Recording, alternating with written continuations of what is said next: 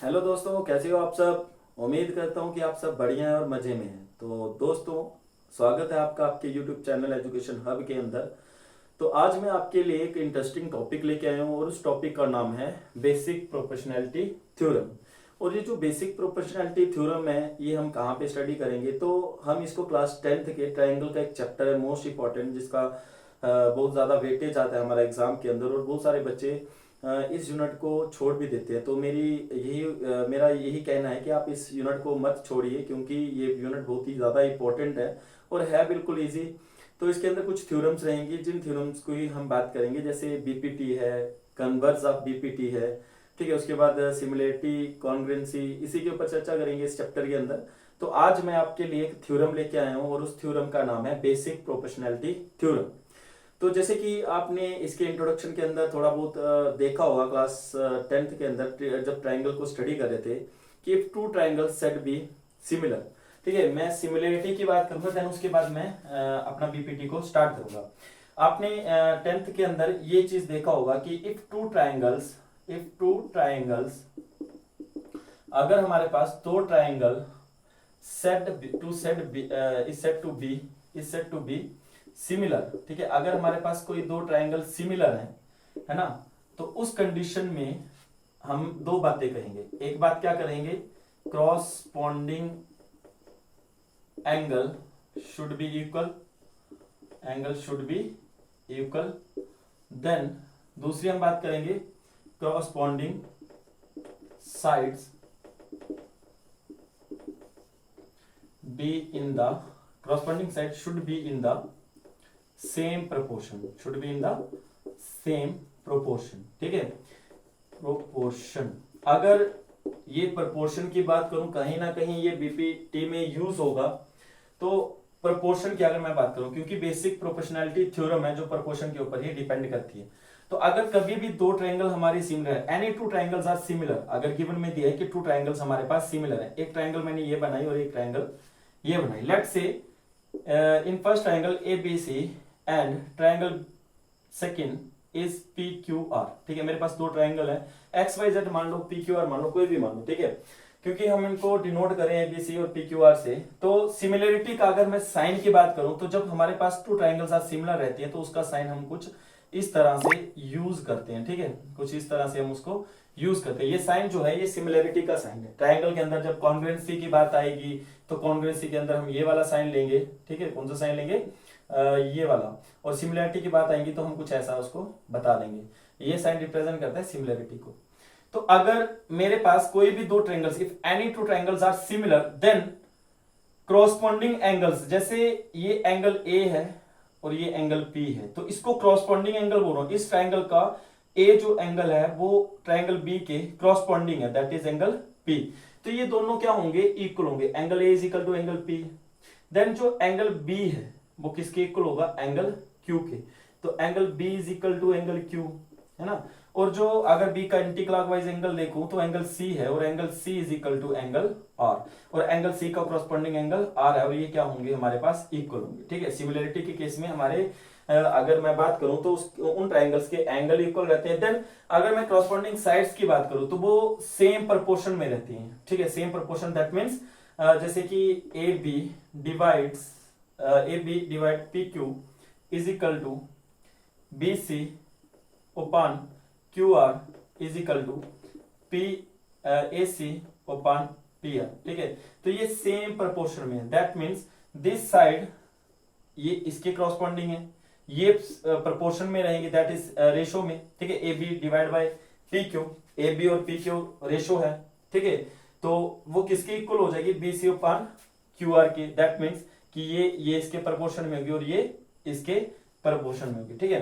तो अगर हमें ट्रायंगल गिवन दी है, ट्रायंगल सिमिलरिटी दी हुई है, तो उससे तो हम इजीली से फाइंड आउट कर सकते हैं। अगर इन केस कि आपको कोई भी टू ट्रायंगल्स नहीं दिए, जैसे सपोज करो आपको ये बताया है in triangle ABC and triangle XYZ are similar, ठीक है। XYZ आर सिमिलर, ठीक है। ये टू ट्रायंगल्स हमारे पास क्या है, सिमिलर है। तो दैट मीन्स देखो, angle A is equal to angle X, है ना। एंगल किसके इक्वल हो जाएगा, एक्स के। Angle B is equal to angle Y, और angle C is equal to angle Z, ठीक है। और देन अगर मैं प्रोपोर्शंस की बात करूं, तो A B X Y is equal to B C upon Y Z, B C upon Y, B C upon Y Z, ठीक है, A B upon X Y, ठीक है। जैसे ध्यान दो, ये ए बी सी है और ये हमारे पास एक्स वाई जेड है, ठीक है। तो वाई जेड और उसके बाद हमारे पास क्या बचेगा, Y Z, Z Y, sorry, A C upon Z Y. तो ये मेरे पास, हम उनको ऐसे राइट कर सकते हैं और सिमिलरिटी के केस में हम ऐसे उनको लिख सकते हैं। तो आज हम चर्चा करेंगे, आज हम डिस्कशन करेंगे कि बेसिक प्रोपोर्शनलिटी थ्योरम हमें हमारे लिए क्यों इंपॉर्टेंट है। क्योंकि एक्सरसाइज 6.2 की बात करूं, ट्राइंगल के अंदर, चाहे स्टेट बोर्ड हो चाहे सीबीएसई बोर्ड हो, तो उसमें इसका बहुत ही इंपॉर्टेंट रोल है बीपीटी का, ठीक है। तो उसी के अकॉर्डिंग हम इसको स्टडी करेंगे। देन आई होप कि आपको ये समझ आया होगा, तो राइट टू नोट डाउन। तो बात करेंगे बेसिक प्रोपोर्शनलिटी थ्योरम की। तो बेसिक प्रोपोर्शनलिटी थ्योरम हमें क्या बताती है, ध्यान से स्टडी करना। तो हमें उसने क्या बताया कि इफ ए लाइन ड्रॉन, ठीक है, एक ट्राइंगल बना रहा हूं मैं, देन इस ट्राइंगल को स्टडी करेंगे। एक मेरे पास ट्राइंगल है, let's say A B C, ठीक है। तो if a line drawn parallel to one side, ठीक है, सपोज करो कि मैंने एक लाइन ये पैरेलल निकाल दी किसके, थर्ड साइड के, बीसी के, after triangle to intersect other sides, तो वो इंटरसेक्ट करेगी ट्राइंगल की other side, that is A B and A C, ठीक है। Then other two sides are divided in the same ratio, और जो अदर टू साइड्स होंगी वो उसको डिवाइड करेंगी सेम रेशो में। ये जो पैरेलल लाइन है ये अदर टू साइड्स को डिवाइड करेगी सेम रेशो में, दैट इज, अगर इसको मैं डी ई कंसिडर करूं, तो उसने क्या बोला कि अगर कभी भी हमारे पास D E parallel to B C हो, ठीक है, किसी भी ट्राइंगल की अगर एक साइड दूसरी साइड से, एक साइड को जो हम इंटरसेक्ट करें किन्हीं दो साइड को, वो तीसरी साइड के ट्राइंगल के पैरेलल हो, जैसे कि D E parallel to B C, तो देन हमारे पास जो ए डी है ओपान में D B is equal to A E upon E C. ये हमें बेसिक प्रोपोर्शनलिटी थ्योरम बताती है। बट हम इसको कैसे प्रूव करें, ये हमें चीज प्रूव करनी है। सपोज करो मैंने ट्राइंगल ऐसे बनाई है, मैं ये ट्राइंगल ऐसे भी बना सकता हूं, ध्यान देना, ठीक है। ये ट्राइंगल हमारे पास ऐसे, मैंने उस साइड को इंटरसेक्ट करवाया, मैं इस साइड को भी इंटरसेक्ट करवा सकता हूं, ध्यान देना। ये देखो, ये डी और ये ई, ठीक है। तो इस केस में हमारे पास ये जो लाइन इंटरसेक्ट करी है टू साइड्स को, ये किसके पैरेलल है, इसके, ठीक है। तो इस केस में क्या होगा कि अगर मेरे पास A D line A B के पैरेलल है, तो मेरे पास जो प्रपोर्शन रहेगा C E upon E A is equal to C D upon D B. अगर लेट्स से हमारे पास ट्राइंगल की ये साइड इंटरसेक्ट कर रही है, ठीक है, ट्राइंगल की ये दो साइड इंटरसेक्ट कर रही है डी ई लाइन से, ठीक है, डी ई पॉइंट से, तो ये मेरे पास ए है, बी है, सी है। तो इस केस में हमारा क्या हो जाएगा, A B upon D B is equal to A E upon E C, ठीक है, ए ई ओपान ई सी, ठीक है। तो ये कंडीशन थी, हम ऐसे भी इसको बता सकते हैं, हम ऐसे भी इसको बता सकते हैं। तो अब एनी टू साइड्स को जब लाइन इंटरसेक्ट करेगी वो थर्ड साइड के पैरेलल होगी, तो कंडीशन हमारे पास ये होगी। तो ऐसा क्यों होता है वो चीज हम इस थ्योरम से प्रूव करेंगे। तो एक बार इस थ्योरम को स्टडी कर लो, एक बार फिर से रीड कर लो। देखो, if a line drawn parallel to one side, एक हमने लाइन ड्रॉ करी जो किसके पैरेलल थी, ट्रायंगल की वन साइड के, दैट इज बीसी के, टू इंटरसेक्ट अदर, और वो इंटरसेक्ट करेगी other two side, that is A B and A C को at point D and E पे। तो देन अदर टू साइड्स, जो अदर टू साइड्स होंगी जिनको वो इंटरसेक्ट करी है, वो सेम रेशो में होंगी, वो सेम रेशो में उनको डिवाइड करेगी, ठीक है। तो अगर बात करूं गिवन की, है ना, इसको प्रूफ करते हैं, प्रूफ गिवन दैट, तो हमें क्या दिया हुआ है कि डी ई किसके पैरेलल है, बी सी के, और टू प्रूफ हमें क्या करना है, प्रूफ हमें ये चीज करनी है कि जो ए डी है वो किसके, A D ratio D B is equal to A E upon E C, ठीक है, ये हमें प्रूव करना है। तो बाय द कंस्ट्रक्शन, अगर मैं कंस्ट्रक्शन का सहारा लूं, बाय द कंस्ट्रक्शन मैं डी सी को ज्वाइन कर रहा हूं, ई बी को ज्वाइन कर रहा हूं, ठीक है, ज्वाइन, हम कंस्ट्रक्शन करके join D C and B E, then मैं एक परपेंडिकुलर ड्रा कर रहा हूं ए ई पे, और वो परपेंडिकुलर मेरे पास क्या होगा, ये पॉइंट एन है, और एक परपेंडिकुलर यहां से ड्रॉ करूंगा और ये मेरे पास क्या आ जाएगा M, ठीक है। मैंने एक परपेंडिकुलर ड्रॉ करा जो किसको कट करेगा, E को, दैट इज द, मैंने एक ट्राइंगल ले रहा हूं इन नाउ इन ट्राइंगल, ठीक है, and now in triangle ADE, तो and EM perpendicular to AD and DN perpendicular to AE, ठीक है। ये जो DN है ये परपेंडिकुलर किसका है, DN is perpendicular to AE, ठीक है। तो ये काम कर दिया, तो उसके आगे नाउ इन ट्राइंगल ADE, अब मैं एक ट्राइंगल ले रहा हूं ADE, और ADE मेरे पास जो ट्राइंगल है उसको मैं थोड़ा इधर ड्रॉ करूंगा आपके सामने, ठीक है। ADE ये मेरे पास ट्राइंगल है, ये वाला पीस मैंने इधर ट्रांसपोज कर दिया है। अगर मैं ध्यान देना इस साइड से देख रहा हूं, ठीक है, ध्यान दो इस साइड से, तो ये मैं परपेंडिकुलर ड्रॉ कर दिया, ये दैट इज द M, ठीक है। ये मैंने एक परपेंडिकुलर ड्रॉ करा जो M है, ठीक है। EM is the perpendicular to AD। अगर मैं इस साइड से देख रहा हूं तो अगर इसके एरिया की बात करूं, area of triangle ADE, area of triangle ADE, तो दैट मींस मेरे पास 1/2 इंटू बेस इंटू हाइट, किसी भी ट्राइंगल का अगर हमें एरिया निकालना है तो 1/2 बेस इंटू हाइट रहता है। अब यहाँ पे मेरे पास बेस कौन सा है, मैं इस साइड से देख रहा हूं, देखो इस साइड से देख रहा हूं, तो मेरा बेस क्या है AD, और मेरी जो हाइट है वो क्या है EM, AD इंटू EM। अगर मैं इसको 1 मान लू, ठीक है, और अगर यहां से भी एक परपेंडिकुलर ड्रॉ कर सकता हूं दैट इज द N, और अगर मैं इस साइड से देखूं तो मेरा बेस क्या हो जाएगा, ये हो जाएगा, ठीक है, बेस मेरा ये हो जाएगा।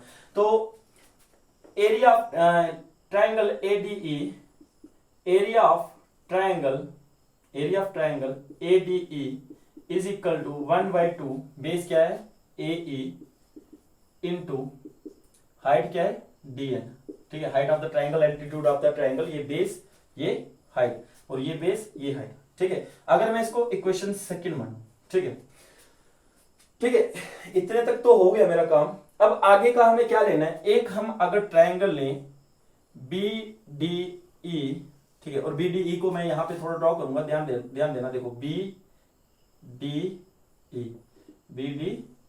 देखो ये थोड़ा ड्रॉ करूंगा आपके सामने, देन इसको थोड़ा फील करवाऊंगा मैं आपको, फील, ठीक है। अगर फील करोगे तभी कंसेप्ट आपके दिमाग में बैठेगा, अदरवाइज वो नहीं बैठेगा, ठीक है।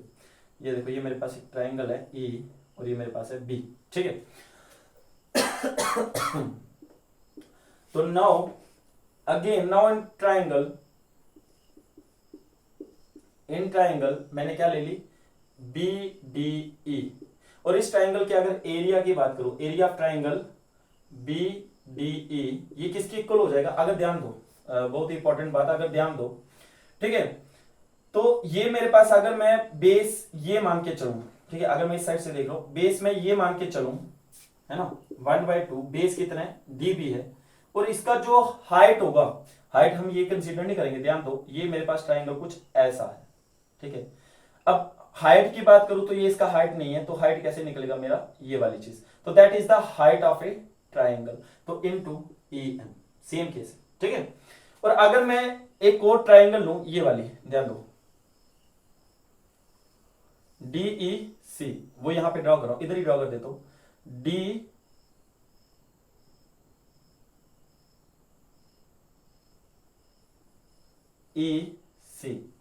ठीक है। एक ट्राइंगल में,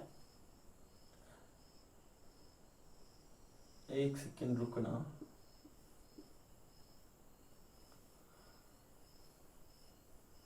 ठीक है, ये मेरे पास D है, ये मेरे पास E है, ये मेरे पास C है, तो सेम केस है। नाउ इन ट्राइंगल DEC, और DEC को मान के चलूं तो एरिया ऑफ ट्राइंगल DEC मेरे किसके इक्वल हो जाएगी, 1/2 बेस में ये वाला मानो, बेस में ये मान लो, that is this EC into, और हाइट मेरा ये वाला रहेगा EM, इस केस में हाइट कौन सा रहेगा हमारे पास, सॉरी EN, ठीक है, ये वाला DN, तो हाइट क्या रहेगा DN। अगर इसको मैं थर्ड मानूं और इसको मैं फोर्थ मानूं, ठीक है।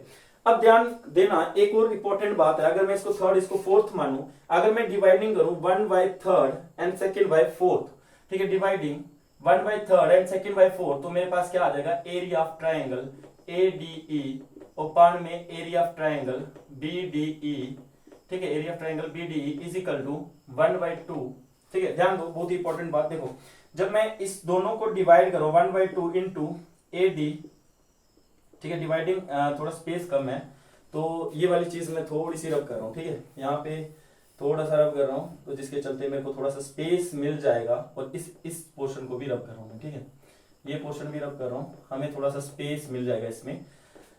तो अब कंटिन्यू करूंगा मैं यहां से, तो डिवाइडिंग 1 and 3, तो मेरे पास क्या आ जाएगा, area triangle ADE divide by area triangle ABDE, तो हमें क्या मिलेगा 1/2 into AD into EM divide by 1/2 into AD into E DB into EM, ठीक है, DB इंटू EM। अब ध्यान दो 1/2 से 1/2 कैंसिल, EM से EM कैंसिल, तो हमारे पास क्या बचा इस केस में AD ओपान में DB, ठीक है। तो सेम कंडीशन अगर मैं सिमिलरली डिवाइड करूं सेकंड और थर्ड को, तो मेरे पास क्या बचेगा, ध्यान देना, area of triangle ADE upon में एरिया ऑफ ट्राइंगल DEC, तो हमारे पास देखो 1/2 cancel, D and D cancel, तो हमारे पास क्या बचेगा AE ओपान में EC, ठीक है। अब हमें चाहिए क्या था, प्रूफ क्या करना था हमें, टू प्रूफ हमें करना था AD ओपान में DB is equal to AE upon में EC, ये हमें प्रूफ करना था, ठीक है। अब एक और चीज नोट करो, क्लास 9th के अंदर आपने एक चीज पढ़ा होगा, ठीक है, क्लास 9th के अंदर आपने एक चीज स्टडी करा होगा, और वो क्या चीज थी आपके सामने, क्लास 9th में आपने एक चीज स्टडी करी होगी कि ट्राइंगल ऑन सेम बेस, कि ट्राइंगल ऑन सेम बेस, किसी भी ट्राइंगल का अगर बेस सेम होगा बिटवीन सेम पैरेलल, अगर वो किसी पैरेलल के उसके बेस और पैरेलल के बीच कोई ट्राइंगल्स बन रही होंगी एंड हैव इक्वल एरिया, और उनका एरिया क्या होता है, इक्वल, दैट इज, देखो एक लाइन पैरेलल ये है और उन दोनों ट्राइंगल का बेस अगर मैं सेम मान के चलूं, अगर उन दोनों ट्राइंगल का बेस मैं सेम मान के चलूं, ये देखो base, that is the base, ये ABCD, सपोज करो ये एक ट्राइंगल है ना, और एक ट्राइंगल हमारे पास ये है, और इन दोनों का बेस क्या है हमारे पास सेम, और ये किसी एक पैरेलल लाइन के नीचे आ रही है, ठीक है, ये दोनों लाइन आपस में क्या है, पैरेलल है, तो इनका एरिया क्या रहता है, इक्वल रहता है। तो उस केस में हमारे पास क्या हो जाएगा, ठीक है, उस केस में हमारे पास एक कंडीशन हो जाएगी, इसको मैं हटा रहा हूँ, ठीक है, ट्राइंगल मैं उधर बनाऊंगा इस साइड और आप इधर इसको स्टडी कर लोगे, ठीक है। तो देन अगर मैं इसको मैं अगर फोर्थ मानूं और इसको मैं अगर फिफ्थ मानूं, तो फ्रॉम इक्वेशन फिफ्थ, ठीक है, मैं इक्वेशन फिफ्थ की बात करूंगा, ठीक है, और from equation fourth and fifth, equation fourth and fifth, ठीक है, तो मेरे पास जो एरिया ऑफ ट्राइंगल ADE है, अगर वो ट्राइंगल एरिया BDE है is equal to AD upon में DB is equal to AE upon में EC। देखो मैंने एक चीज लिखी ना कि अगर किसी दो ट्राइंगल का एरिया, ठीक है, अगर किसी दो ट्राइंगल का एरिया हमें फाइंड करना है, अगर उसको सेम बताना है, तो हमें क्या पढ़ा था 9th में कि दो पैरेलल लाइंस है, उनके बीच में अगर दो ट्राइंगल्स फॉर्म हो रही है, यानी टू ट्राइंगल्स फॉर्म हो रही है और उनका बेस सेम है, तो उस केस में वो ट्राइंगल का एरिया क्या रहता है, इक्वल, वो ट्राइंगल का एरिया क्या रहता है, इक्वल। तो इस केस में हमने इसको प्रूव कर दिया कि हमारे पास जो AD है ओपान में DB is equal to AE upon में EC, ठीक है। अभी तो थोड़ी देर पहले ट्राइंगल फॉर्म करी थी मैंने, ABCDE, ठीक है, एक ज्वाइन कर रहा बाय कंस्ट्रक्शन है ना, और ये मेरे पास M था और मेरे पास N परपेंडिकुलर था, ठीक है, तो दैट इज ये डिवाइड बाय ये डिवाइड बाय ये आपस में क्या होते हैं, इक्वल। यही हमें बताती है basic proportionality theorem. I hope कि आपको ये चीज समझ आई होगी, ठीक है, राइट टू नोट डाउन, ठीक है। इसके आगे हमारे पास ये वाला पोर्शन है, और ये जो चीज है ये हमने यूटिलाइज की थी स्पेस कम होने का कारण से यहाँ पे, ठीक है। तो देखो जो मेरे पास एरिया ऑफ ट्राइंगल, ध्यान देना, DBC is equal to area of triangle area of triangle DEC, ठीक है, DBC और एरिया ऑफ ट्राइंगल DEC, ठीक है, इन दोनों के एरिया के क्या होता है, इक्वल होता है। तो आई होप कि आपको ये समझ आया होगा। नेक्स्ट लेक्चर में मैं converse of basic proportionality theorem की बात करूंगा, मोस्ट इंपॉर्टेंट है, 6.2 सारी इसी के ऊपर बेस्ड है। तो आई होप कि आपको समझ आया होगा। अगर कहीं पे भी कोई डाउट है तो कमेंट सेक्शन में जाके आप क्लियर करवा सकते हो। Thank you for watching my basic proportionality theorem in my channel, ठीक है, वेलकम।